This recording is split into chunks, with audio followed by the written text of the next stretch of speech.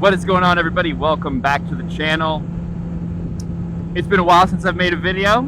This video, obviously, as you can tell from the title, is probably somewhere along the lines of 1 month of owning this / should you get one if you're deciding to get one. So if you are someone who enjoys living in bike world and maybe you're trying to choose between getting this bike or something else, or you just like watching bike videos, this video is for you. If you are trying to choose between a bike and this is on your list, hopefully this video will help bring clarity, and hopefully I get a green light here in a second. Alright, so let's first talk about my background really quick, and then I'm going to go into my criteria for choosing this bike, or what got me to choose this bike, and then we will go into what I really love, a little bit of complaints, and then we'll close out with like a little bit of a mod list that I have for the bike. So hopefully you guys enjoy. If you do, definitely subscribe. But yeah, we'll just jump right into it. Number one, where am I coming from? I've been riding for, I think, maybe a little over 5 years now, or about exactly 5 years. I started on a Harley Sportster 1200, and again, that's riding on the street. You know, I've ridden lots of other stuff before, but riding on the street, licensed, about equal to 5 years. Started on a Harley Sportster 1200, and rode that for about 3.5, 4 years. And actually just recently sold it, so probably almost 5 years, but there was a year in there that I didn't ride at all due to travel. In the middle of owning the Harley Sportster 1200, I got a CBR 600, full black. It was sexy. Rode that for about 2 years, and then also sold that recently within the last year. Made really good money on both of those, and was bikeless for a little bit while I chose what I wanted. So that's where I came from. Let's talk about my criteria and why it took about a year or half a year to figure out what I really wanted. I wanted a bike that did a lot of different things, and that was like powerful, right? So my number one thing for biking, for riding, at the end of the day, is being comfortable and having a bike that fits me, right? And that's probably how it is for all of you. And that's only for like the one bike you have. Like, obviously, after you get the bike you have, you want more bikes, which I still do, and we can talk about that in other videos. But I wanted a bike that was comfortable. I avoided the sport bike for a while. Like, I didn't get a CBR first because I wanted something comfortable that I could ride up to the mountains, that I could cruise around with and enjoy at slow speeds and not be hunched over, crunched up, and dying, right? That's why I didn't get a sport bike originally. Then I got the CBR as a second bike. It was great. Definitely, you're hunched over, your wrists get tired, all of that. So it had to be a comfortable bike. I also wanted something that was very high on the sexy scale, just because. So, had to be comfortable, had to be sexy. And I wanted to be able to make cool content with it. So that's kind of like the three things that I was looking for. I do want to be able to take longer trips, which goes hand in hand with it being comfortable, and that's partially why I got this. The other bikes I was deciding against, right? The V2, the V4, and then the BMW R1250 GS. I didn't get the GS because I didn't feel like it would be super comfortable riding around town, right? I knew it was going to be great on long trips. I knew it was going to be versatile and be able to carry lots of luggage, which I do want to do. That bike's probably next on my list of bikes to own. But it wasn't gonna, I didn't want to have to deal with like pulling such a heavy bike out of the garage and stuff like that every day I wanted to ride. And I didn't get the V2 because of the heated grips and the cruise control. Everybody says it, like you don't think you need it until you have it. The heated grips I've only used once in a cold rain because it's summer, but they're awesome. And the cruise control, as you can see right now, didn't ever think I needed it because, you know, you just don't think about it. It's great. It really is great. So those are the two reasons the V2 didn't win. And I don't think the V4 has those either, which is why the V4 didn't win, outside of it being a little bit more expensive as well. I categorically think that the V2 and the V4 are more sexy than this, but this is just like very second. It's just right there. The V4 is just unmatched as far as like sex appeal. So that's why I didn't get those two. I told you why I didn't get the R1250 GS. So we landed on this. I watched tons of videos of people, you know, loving these bikes. I'm sure you have as well. The one complaint everybody has is no sole. I was a little bit worried about that because that's part of loving a bike, is like, oh man. Do I agree with the no sole? Yes and no. I understand where people are coming from when they say the bike has no sole, because it is like, it's like a pair of studio headphones. It gives you exactly what's there. So yes, the sole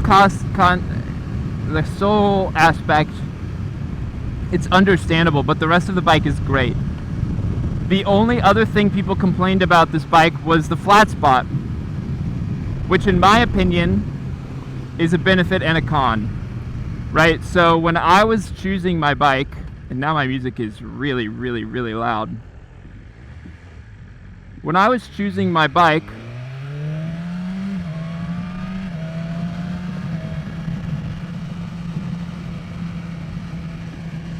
the reason an R1 wasn't on, let me turn this music down. The reason the R1 wasn't really high on the list, because I love the R1, I think it sounds amazing. There's two reasons it wasn't on my list. One, it probably doesn't have the best body position compared to this as far as comfortability goes. And two, from what I hear, it just wants to go fast all the time. I didn't want to be like encouraged by the bike endlessly to be sending it balls to the walls, right? I wanted to be able to vibe, and this bike does that really well. I mean, we're in 6th gear going 50 right now, and it's comfortable. I could crank it down to probably 30 in 6th, I don't even know, but it's comfortable to ride. And as far as seating position goes, the first week I rode it, and we'll talk a little bit about the first ride, but the first week that I rode it, my wrists were sore, but that was a little bit because I hadn't been riding for a while. But I was also riding back here because I was used to the CBR. After about a week, I don't know why it took a week to kind of have this click, maybe just new bike syndrome or whatever. I realized as soon as you scoot all the way forward, and I'm 6 foot, you can get really, really upright. Now, if you were choosing between the S1000R and this, the S1000R is a lot more comfortable as far as like upright seating position. It's a little bit more nimble, and you can tweak it a little bit more to turn, and it drops into U-turns a lot easier, obviously, because you have that leverage. This guy can't see me. I have my friends, I rode his yesterday and a couple weeks ago. His is really nice. It's nice and upright. It's very comfortable. So you can't really go wrong with that one either if that's what you're looking for. I had to have the magazine cover factor though. That was half of my decision. So this bike is quite comfortable if you ride it properly. I've taken it up to the mountains once or twice, and it's about a 2-hour ride up to the mountains. I rode for 3 hours and then about a 2-hour ride back home. And the only thing that was really uncomfortable was, one, I didn't have earplugs yet because I had lost a pair, so the wind noise was getting to me. And the seat does get uncomfortable. The M seat gets uncomfortable after a while, so that'll be one of my mods. And we'll get to the mods in a second. The only other thing that I have to complain about, the mirrors vibrate a lot. It's not a deal breaker. It's not that bad once you get used to it, but they're definitely like my other bikes. Whenever you revved up, the mirrors stabilized and you could see a nice clear picture. This is kind of the opposite. So I'm looking at the Rizoma mirrors. The only thing I don't know about is if I can still mount my 360 camera to them, which is where I want it to be because I think it's a great spot for the mirrors. The quick shifter is great so long as you're driving it like a proper quick shifter. You can't just shift all over the place. You kind of have to have a loaded suspension before you shift. But I haven't had any issues with it. I've got 2,010 miles on it now after about 2 months, 3 months of owning, or 2 months of owning and really 1 month equivalent of riding. So it's pretty great, ripping it. This is a great road.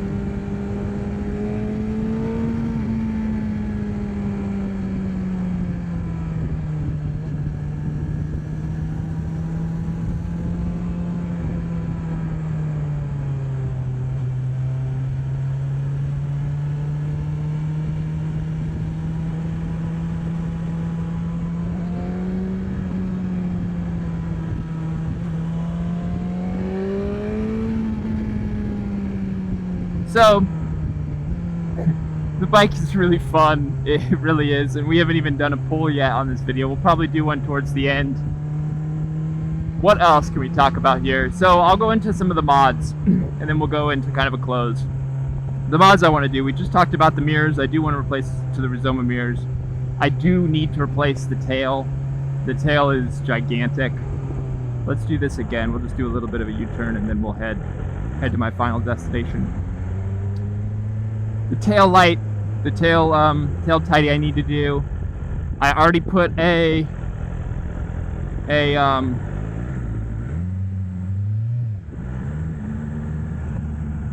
already put a radiator guard on there. I don't know why that's not something they do first thing.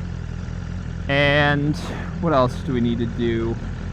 Other than that, I might leave the bike kind of stock. It really is great. Let's talk about the flat spot because the tune is a big one that everyone talks about. I don't mind the flat spot. I think we touched on this a little bit. You get up to 8,000 RPM and the bike asks you if you really want to do what you're about to do, which I think is great for right now. Will I get bored of it? Probably.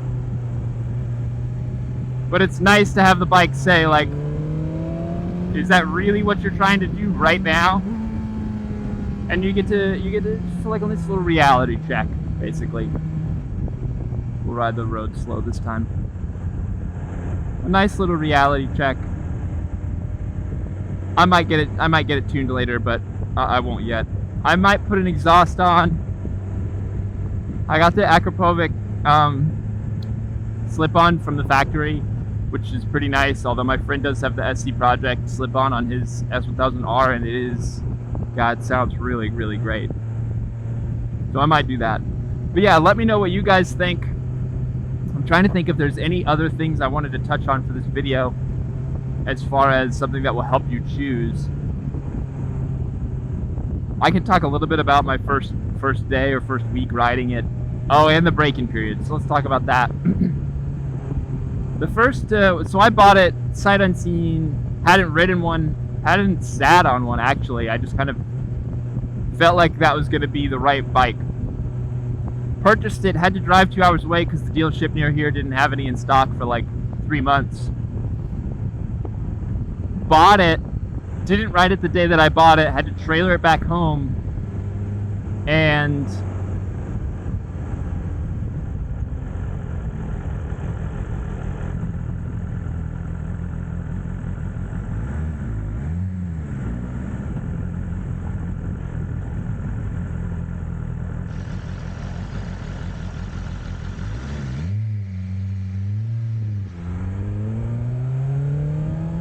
And then day one, I went to go ride it, and I thought to myself, man, I hope this bike isn't more than I bargained for. I hope that I can ride it chill, considering I never even test drove it and I just dropped, you know, all the money on it.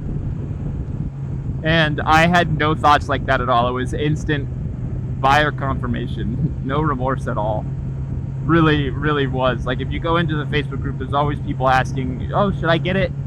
It really is like great. So I highly recommend. The break-in period was an absolute chore, partially because I was very particular about running it up and down the revs the whole entire time. And, you know, hopefully I hope that plays into it being extremely reliable and powerful for a very long time to come. We'll turn here. So, all of that to say, the break-in period took like about a week or 2 weeks. It was a chore. When I finally got it unlocked, I was definitely hyped, because with it on, I mean, I'm sure you've read, I probably won't be able to get there, I pretty much would have to shift gear. So it got very old. But now I probably only go up to about 9 or 10 before I shift most times, unless I'm doing like a nice pull. So yeah, I hope you guys enjoyed. I hope this video comes out good. I really hope the audio is good. I have it on, I've got a new mic set up. If it's a little peaky, I'm still gonna post it, so I apologize. I don't know why, of all people, someone who's been a photographer for a really long time, photographer, videographer, can't seem to get my headset mic mount to work properly, but it always comes out somehow glitchy. I don't know. We'll figure it out. But yeah, thank you guys for watching. I do hope you enjoyed. I hope this was helpful. If you have any questions at all regarding like your potential purchase of this bike, leave them in the comments below. If you have any content requests, you want to see anything, let me know. A couple things I'll probably be doing, some mod videos. I don't have a whole ton of mods planned, as you saw, because I'd like to do more classes instead of mods. And adventure videos, because I pretty much bought this bike to be like a sports tour adventure bike that was sexy and a little bit more uncomfortable than an actual adventure bike. So we'll probably be going up to the mountain soon with my camera attached. We'll cruise around, have a good time. So hope you guys enjoyed. Let's I'll leave the camera running till I can do like a little bit of a pull. You guys can just hang out with me and vibe. So let's see if I can get to a good road.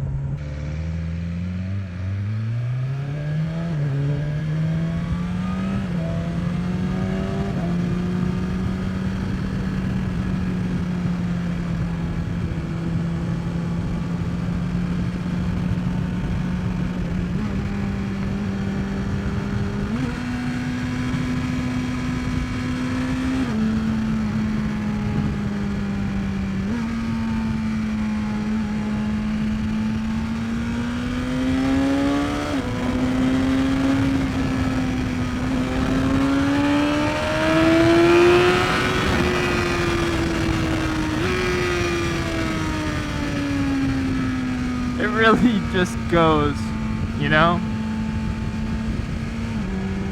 It's wild.